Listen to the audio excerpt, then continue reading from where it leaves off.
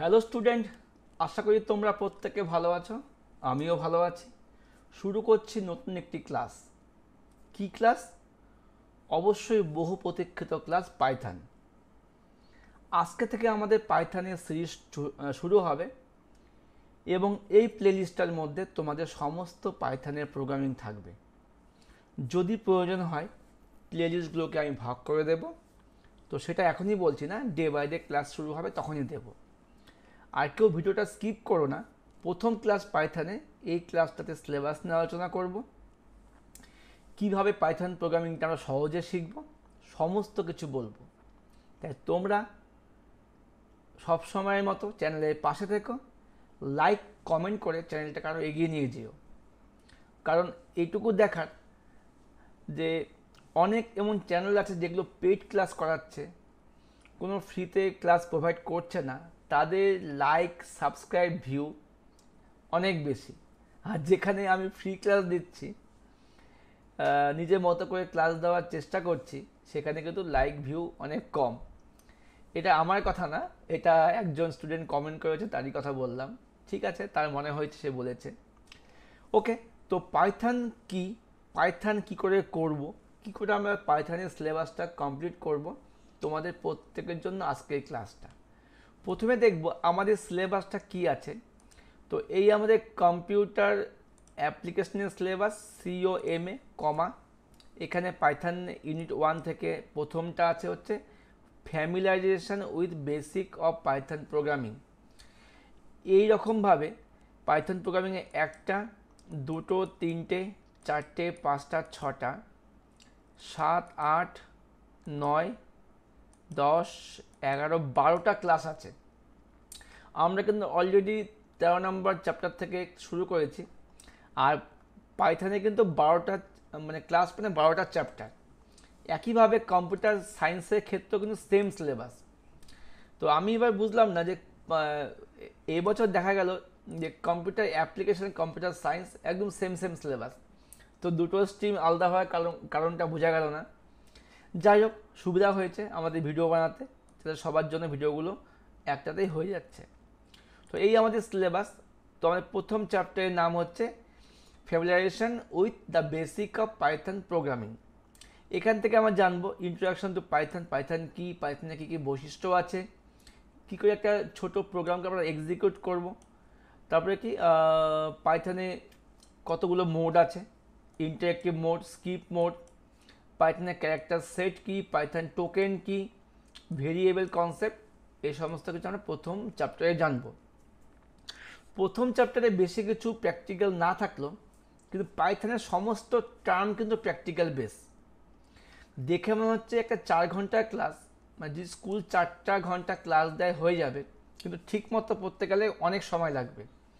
তো আমি নিজেও বুঝে পাচ্ছি না যে তোমাদের এই বছর MCQ মাপের সিলেবাস পাইথন থেকে।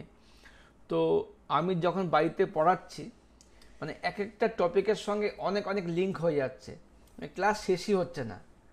যাই হোক, তোমাদেরকে আমি কনসেপ্ট দেওয়ার চেষ্টা করব ভালোভাবে।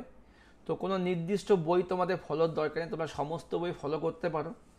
আর আমার ভিডিও থেকে জেনে নাও, সিলেবাস তো সব বই একই। এই যে আমার হাতে গুহপালের বই আছে, আর এখানে আমি তোমাদের বিবি কুণ্ডুর বই থেকে দেখাবো। আসলে বিবি কুণ্ডুর বইটা সবার প্রথমে বেরিয়েছে, গুহপালের বই 1 মাস পরে বেরিয়েছে। তো যেটুকু দেখা গেছে বিবি কুণ্ডুর বইয়ের ভাষা অনেক সহজ। কোনো বইকে আমি কিন্তু ছোটো করছি না, অবশ্যই আমার এতদিনের ফার্স্ট প্রেফারেন্স ছিল যে গুহপালের বই, কিন্তু এবছর গুহপালের বই পরে বেরিয়েছে, কিন্তু আগে আমার মানে প্রথমে আমার মনে ধরে গেছে এই বইটা। গুহপালের বই কিন্তু আমি অবশ্যই মানে রেফারেন্স হিসাবে রাখছি, যখন আমি পড়াচ্ছি এখান থেকেও কিছু নোটস বানাচ্ছি। তো সমস্ত বই থেকেই পড়াচ্ছি। হ্যাঁ, তো অনেকে কমেন্ট করে, স্যার গুহপালের বই থেকে পড়ান, স্যার শর্মাকুণ্ডুর বই থেকে পড়ান। ওইভাবে পড়ানো সম্ভব নয়। তো একটা বই দেখে আমি পড়াচ্ছি, সিলেবাস তো একই আছে। তোমার যদি কেউ যদি CBSE, ICSE ভিডিওগুলো দেখো ইউটিউবে, দেখবে তারা কিন্তু সিলেবাস ধরে ধরে পড়াচ্ছে, তারা কোনো বই প্রেফার করছে না। তো ব্যাপার হচ্ছে এটাই, তোমাদের এখন কনসেপ্টটা এরকমই আছে, সিলেবাস ভিত্তিক তোমাদেরকে জানতে হবে, নির্দিষ্ট বইয়ের কোনো দরকার নেই। আচ্ছা, এই হলো ব্যাপার। তো এই আমাদের ছিল হচ্ছে সিলেবাস। আর পাইথন প্রোগ্রামিংটা, এই যে ক্লাসটা আমার, এটা কিন্তু শুধুমাত্র তোমাদের জন্য না, এই ক্লাসটা সবার জন্য, যারা প্রথম পাইথন শিখছে, সে ছোট থেকে শুরু করে সবার জন্য এই ক্লাসটা। তো তোমাদের সিলেবাসটা ওইভাবেই দেওয়া আছে, যে প্রথম পাইথন শিখবে তার জন্য কিন্তু এই বছর যে ক্লাস 12-এর সেমিস্টার 3 সিলেবাস আছে, খুব খুব ভালো এবং খুব খুব উপকার এবং হেল্পফুল। ওকে, তো আমরা এই বইটা আজকে ফলো করব। ধন্যবাদ জানাচ্ছি রাজেন্দ্র গিরি স্যার এবং শুভময় গিরি স্যারদেরকে, তারা এত সুন্দর একটা বই দিয়েছে। তো পাইথন থেকে তোমাদের কিন্তু প্র্যাকটিক্যাল এক্সামও হবে, তোমাদের সেমিস্টার 4-এর শেষে গিয়ে প্র্যাকটিক্যাল এক্সাম হবে, সেখান থেকে পাইথন প্রোগ্রাম তোমাদের 12 মার্কসের থাকবে, ঠিক আছে। আর এসকিউএল থাকবে, এসকিউএল তোমাদের সেমিস্টার 4-এ আছে। এবার চলে আসি সূচিপত্র। দেখো, প্রথম চ্যাপ্টারের নাম পাইথন প্রোগ্রামিংয়ের ধারণা, ঠিক আছে। বেসিক্স অফ পাইথন প্রোগ্রামিং এটা চ্যাপ্টারের নাম দিয়েছে। তো চলে আসছি, যেখান থেকে আমাদের বেসিক্স অফ পাইথন প্রোগ্রামিং বলে আছে, আর আমাদের সিলেবাসের মধ্যেও তাই আছে, বেসিক্স অফ পাইথন প্রোগ্রামিং বলে কিন্তু আমাদের আছে। হ্যাঁ, আচ্ছা। তো এখান থেকে আমি তোমাদের নোটসও প্রোভাইড করব, যেটুকু দরকার, বেশিরভাগটা বই থেকে পড়লেই হয়ে যাচ্ছে। তো এই ছিল প্রথম ক্লাসের 6 মিনিট দেখো পার হয়ে গেল এত বকবক করতে করতে, কিন্তু সব কিছু কিন্তু দরকার ছিল। কারণ যে প্রথমে ভিডিওটা দেখবে, আমি যদি প্রথমে শুরু করি যে পাইথন কি, এই পড়ানো শুরু করি, অনেকেরই খারাপ লাগবে। তবে তোমাদের ব্যাপারটা ভালো মতো বুঝতে হবে যে আমাদের সিলেবাসে কী আছে, কী করতে হবে এবং কীভাবে করতে হবে। ওকে, আচ্ছা, যারা এখনও লাইক করনি, কষ্ট করে একটা ক্যাচ কলা দেখিয়ে দাও। তোমাদের ক্যাচ কলা আমাকে অনেক উৎসাহিত করে। প্রথমে দেখো প্রোগ্রামিংয়ের ধারণা। আচ্ছা, প্রোগ্রামিংয়ের ধারণা হচ্ছে পাইথন তো আমরা শিখবো, তার আগে আমরা জানতে হবে যে প্রোগ্রামিং জিনিসটা, পাইথন প্রোগ্রামিং জিনিসটাই বা কী, তাই না? কেন প্রোগ্রামিং কী করে হয়, প্রোগ্রামিং কী করে লিখবো, প্রথমে কিন্তু আমরা এটুকু জেনে নেওয়া খুব দরকার। যদিও আমাদের এই গৃহপালের বইতে প্রথমেই পাইথন সম্বন্ধে বলেছে, খুব ভালো। আমাদের এই বইতেও পাইথন সম্বন্ধেও বলা আছে, পাইথনের সূচনা। তো আগে আমরা পাইথনের সূচনা দিয়ে শুরু করি, ওটা মানে ভালো হবে। পাইথন কি? পাইথন একটি ইন্টারপ্রিটার প্রযুক্তি নির্ভর হাই লেভেল প্রোগ্রামিং ল্যাঙ্গুয়েজ। মোদ্দা কথা, পাইথন একটা হাই লেভেল প্রোগ্রামিং ল্যাঙ্গুয়েজ, যেটা 1991 সালে নেদারল্যান্ডের গবেষক গুইডো ভ্যান রসাম কর্তৃক নির্মিত। তাহলে 1991 সালে নেদারল্যান্ডের বিজ্ঞানী গুইডো ভ্যান রসাম পাইথন প্রোগ্রামিং শুরু করেন। এবং তোমার জেনে খুশি হবে, মানে আগ্রহী হবে যে পাইথন নামটা তার মাথায় এসেছিল একটা হচ্ছে কমেডি শো দেখে। সে শোটার নাম কি? Monty Python Flying Circus. কি বললাম? Monty Python Flying Circus. এটা একটা হচ্ছে কমেডি শো, যেখান থেকে তিনি পাইথন নামটা পেয়েছিলেন। বুঝতে পেরেছ? আচ্ছা, এবার কি বলছে, ইন্টারপ্রিটার প্রযুক্তি নির্ভর হওয়ায় পাইথন প্রোগ্রাম রান করার সময় প্রোগ্রামে একটি লাইন পরপর এক্সিকিউট হয়। প্রথম লাইনের ত্রুটিগুলি সংশোধন করা হলে তবেই পাইথনের দ্বিতীয় লাইনের কোডগুলি এক্সিকিউট করে। এইভাবে সমস্ত লাইনের কোডগুলি ভুল মানে ত্রুটি দূর হয়ে গেলে তবেই পাইথনে আউটপুট দেখায়। এই হলো পাইথন। ইন্টারপ্রিটার হলো এক ধরনের ল্যাঙ্গুয়েজ ট্রান্সলেটর, যেটা হাই লেভেল ল্যাঙ্গুয়েজে লিখিত প্রোগ্রামকে পড়ে তার সমতুল্য মেশিন কোডে রূপান্তর করে। পাইথনের পাশাপাশি বেসিক ভাষাতেও ইন্টারপ্রিটার ব্যবহার করে প্রোগ্রাম লেখা যায়। সেমিস্টার 1, সেমিস্টার 3-তে ইন্টারপ্রিটার সম্বন্ধে আমরা আগেই পড়েছি। তো এখান থেকে যেটুকু দেখলাম, পাইথন একটা হাই লেভেল প্রোগ্রামিং ল্যাঙ্গুয়েজ, যেটা গুইডো ভ্যান রসাম 1971 সালে তৈরি করেছিলেন। আর এটা হলো সবচেয়ে এতদিনে যে কটা প্রোগ্রামিং ল্যাঙ্গুয়েজ এসেছে, সি++, জাভা,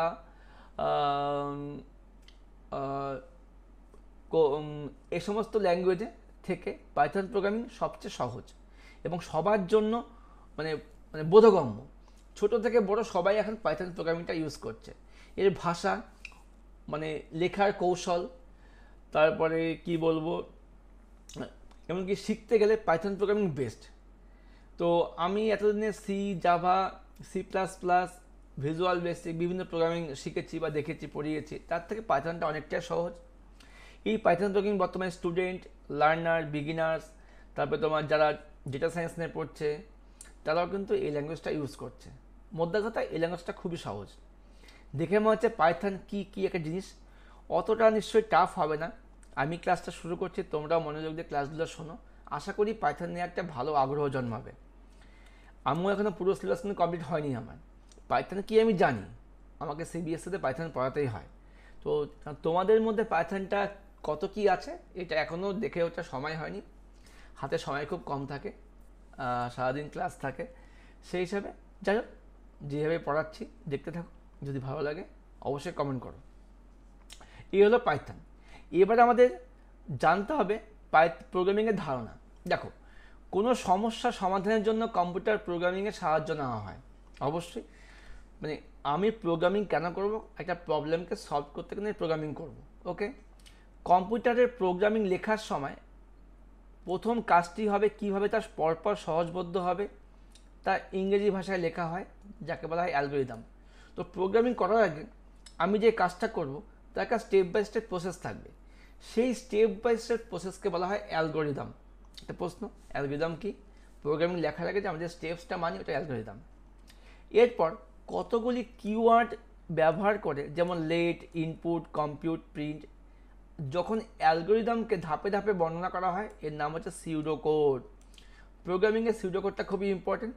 তো সিউডোকোডটা কি, আমি প্রথমে স্টেপ বাই স্টেপ লিখলাম, সেখান থেকে কিছু প্রোগ্রামিং ভাষা যাকে বলা হয় কিওয়ার্ড, যেমন মনে করি আমার কাছে এক্স টাকা আছে, তো মনে করি মানে কি লেট। এবার তুমি একটা ইনপুট দাও, তখন কি ইউজ করতে হবে ইনপুট, আমি ওটাকে ক্যালকুলেট করব, তার মানে কম্পিউট। এবার যা কাজ হলো ওটাকে আমি ডিসপ্লে করবো বা আউটপুট দেখাবো, তখন কি প্রিন্ট। এগুলোকে বলা হয় কিওয়ার্ড।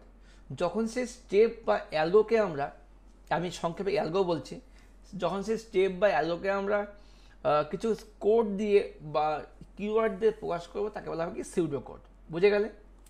এবার ওই অ্যালগরিদম বা সিউডোকোডকে বর্ণিত নির্দেশগুলি যখন ছবির মাধ্যমে প্রকাশ করা হয়, ছবি বলতে ফ্লো চার্ট। ফ্লো চার্ট জিনিসটা কি তোমাদের আমি দেখাচ্ছি, ফ্লো চার্ট একবার দেখে নাও। ফ্লো চার্ট হচ্ছে এরকম দেখতে হয়, এরকম খোপ খোপ দিয়ে হয়, ঠিক আছে? তাহলে যখন সেই ছবিকে আমরা এমন চিত্রের মাধ্যমে প্রকাশ করি তাকে বলা হবে কি ফ্লো চার্ট।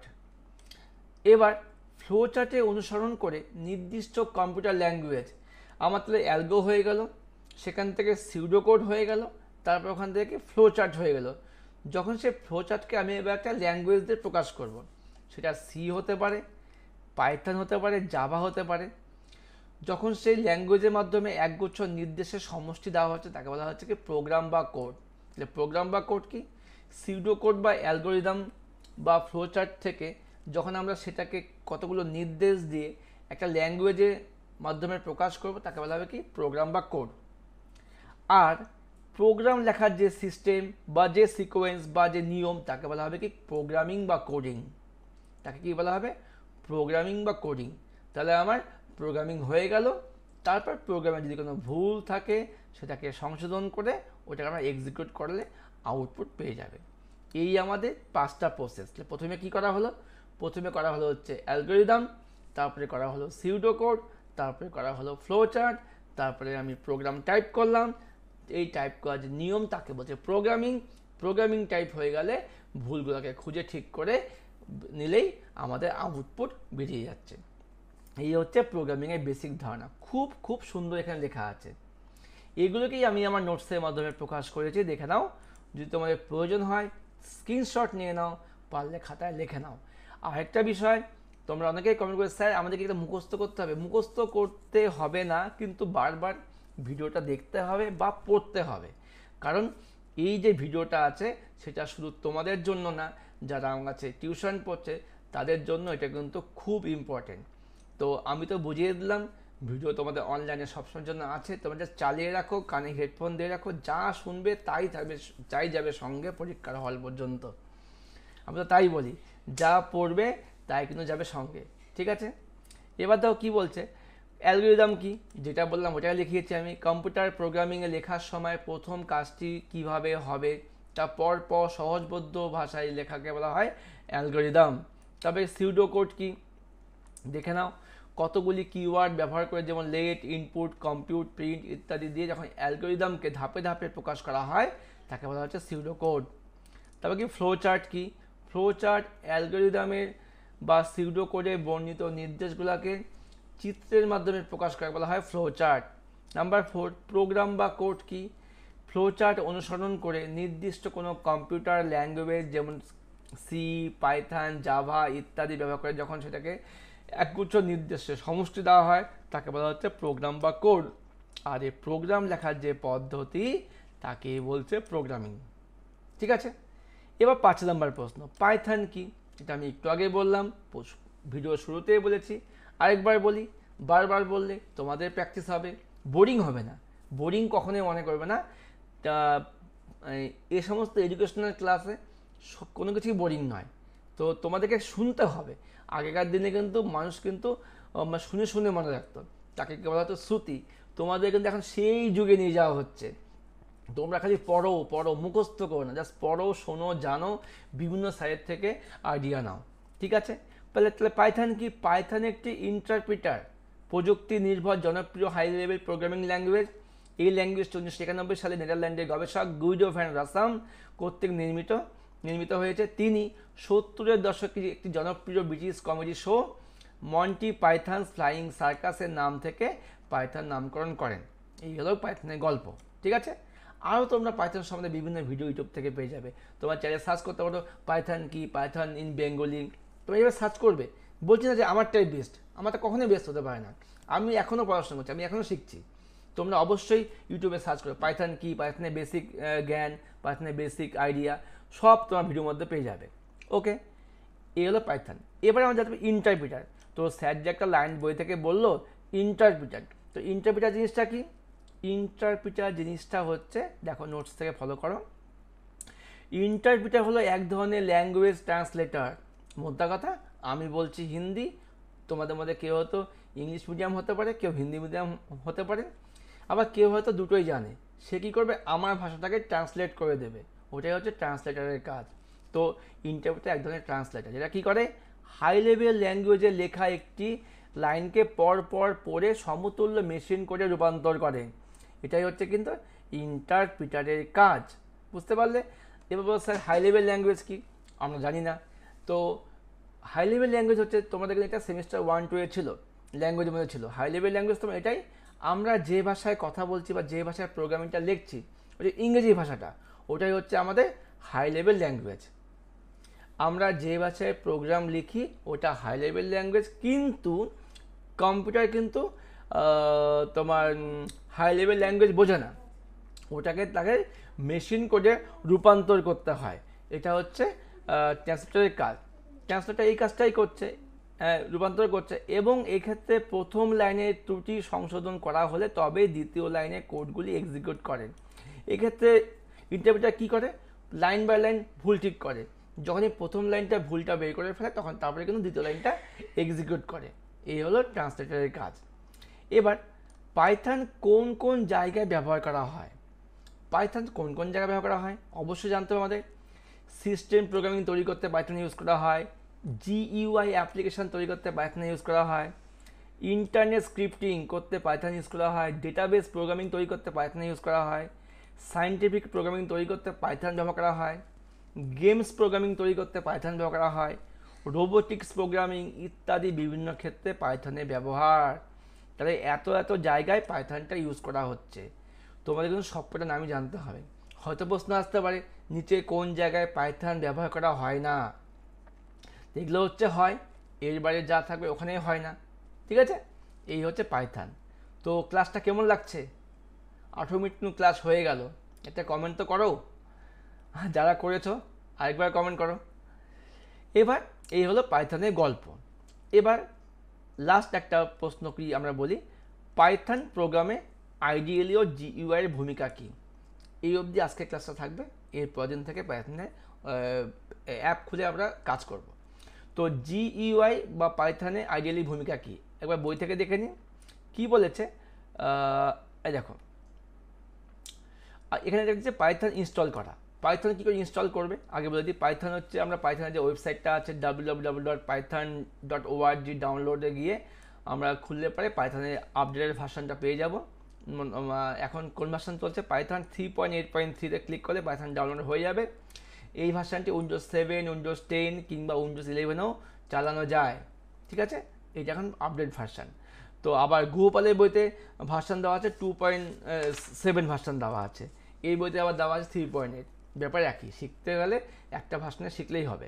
তো ওখানে গেলে ডাউনলোড করা ফাইলের উপর ক্লিক করলে ইনস্টল হয়ে যাবে। ইনস্টল করার পর প্রথম যে স্ক্রিনটা দেখা যাবে আমি তোমাকে খুলে দেখাচ্ছি পাইথনটা। python দিয়ে আমি সার্চ করছি। প্রথম যে স্ক্রিনটা আমাদের সামনে খুলবে, এবার খুলে যাক। আচ্ছা, এটাই হচ্ছে আমাদের পাইথন আইডিয়ালি বলতে ইন্টিগ্রেটেড ডেভেলপমেন্ট এনভায়রনমেন্ট, এটা হলো পাইথনের আইডিয়ালি। ওকে, এবার দেখো এখান থেকে কী বলছে, আইডিয়ালি নামে একটি প্রোগ্রামের সঙ্গে স্বয়ংক্রিয়ভাবে ইনস্টল হয়ে যায়। তার মানে আমি যেইমাত্র পাইথনটা ইনস্টল করলাম তার সঙ্গে আইডিয়ালি একটা প্রোগ্রাম ইনস্টল হয়ে যায়। আইডিয়ালি ফুল ফর্ম কি? Integrated development environment. পাইথনে আমাদের গ্রাফিক্যাল ইউজার ইন্টারফেস ব্যবহারের সুবিধা প্রদান করে। এই আইডিয়ালি ইন্টারফেসটি প্রোগ্রাম লেখার কাজটিকে আরও সহজ করে তোলে। এছাড়া এই পরিবেশটি ব্যবহার করে পাইথন প্রোগ্রাম সহজে এডিট করা যায়, রান করা যায়, ডিবাগ করা যায়। এই পর্যায়ে আমরা পাইথন আইডিয়ালি 3.8.3 ভার্সনটা ব্যবহার করে শিখব। তো এখান থেকে একটা প্রশ্ন আমি বানিয়েছিলাম যে পাইথনে আইডিয়ালি ও জিইউআই এর ভূমিকা কী। আইডিয়ালি ফুল ফর্ম দেওয়া আছে, জিইউআই ফুল ফর্ম দেওয়া আছে। ব্যবহার করে প্রোগ্রাম লেখার সুবিধা এবং লেখাটিকে সহজ করে তোলে। এই আইডিয়ালি মানে ইন্টিগ্রেটেড ডেভেলপমেন্ট এনভায়রনমেন্টটাকে একটা সহজ করছে। আর জিইউআই মানে কি? গ্রাফিক্যাল ইউজার ইন্টারফেস, যেখানে আমরা মাউসে ইউজ করতে পারছি, খুব ভালোভাবে এডিট করতে পারছি, লেখাটাকে সেভ করতে পারছি। এটা হচ্ছে আইডিয়ালি ও জিইউআই এর ভূমিকা। ওকে, আচ্ছা, এই হচ্ছে পাইথন আমাদের ইনস্টল হয়ে গেল, ভার্সনটা খুলে গেল। এবার পাইথন প্রোগ্রাম চালু করা। তো চালু করার কাজটা না হয় পরের দিন হোক, প্রথম ক্লাস, বেশি বলছি না, এটুকু হজম করো। ভিডিও কেমন লাগছে জানাও। যদি মনে হয় স্যার ভিডিওগুলো ডেলি দরকার, অবশ্যই কমেন্ট করো। তোমাদের কমেন্ট এবং লাইক ও ডিপেন্ড করে কিন্তু পরবর্তী ক্লাসগুলো আসবে। তোমরা এটা বুঝতেই পারো, এর জন্য ক্লাস মাঝে মাঝে দেরি হতে পারে। তো তোমরা সঙ্গে থাকো। তোমরা সঙ্গে থাকলে ঘোষ কম্পিউটার একাডেমি তোমাদের সঙ্গে থাকবে। আর একটা কথা, আমাদের কিন্তু ক্লাস 11-এর সমস্ত ভিডিও দেওয়া আছে। তোমরা একটু কষ্ট করে তোমাদের ভাই বোনদের কাছে শেয়ার করে দাও এই চ্যানেলটিকে, তাহলে তোমাদের পাশাপাশি সবাই উপকৃত হবে। ওকে, বাই, বেস্ট অফ লাক, দেখা হচ্ছে